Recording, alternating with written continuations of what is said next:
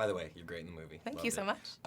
And I think it's interesting you're playing a critic, essentially, in the movie. A journalist, but also a critic, and especially the character who's the very nasty critic. So what was that like? I mean, you're usually on the other end of that, obviously, as an actress. What was it like, kind of like flipping yourself to that perspective?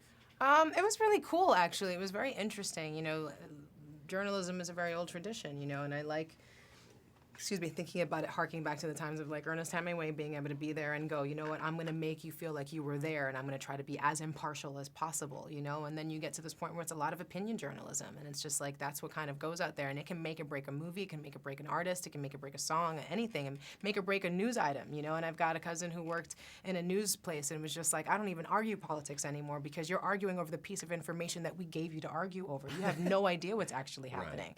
And so it's just really interesting, the stuff, how much research they do. You know, you had a bunch of journalists who were there in the movie who are actual journalists doing, you know, the round tables of, you know, this fake movie Uprise that's in the movie.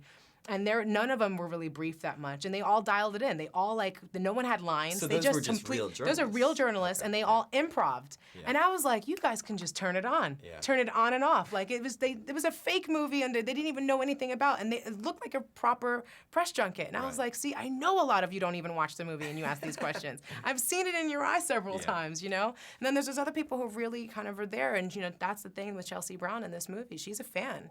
She's an entertainment journalism because she loves this. And she's gonna get that opportunity like any other proper fan, and she's gonna ask those questions that she really wants to know because she might not get to be in front of you again. Right. So let's take advantage of this moment. And it's really amazing that we get to share that with audiences and show, yes, there's about doing these profiles and celebrities, but the people who do those profiles also inject themselves into those interviews. And now maybe you get a little bit of a sense of that. She's a single mom, she's sober, she's living with her mother, she's got bills to pay. Like, there's an influence that goes into that. And that's a really interesting thing to share with people because you don't normally see that. Well, it's funny you bring that up. Sobriety is really a way that she connects with Chris's character. So how did you approach that aspect of it? Are you familiar with that at all, or?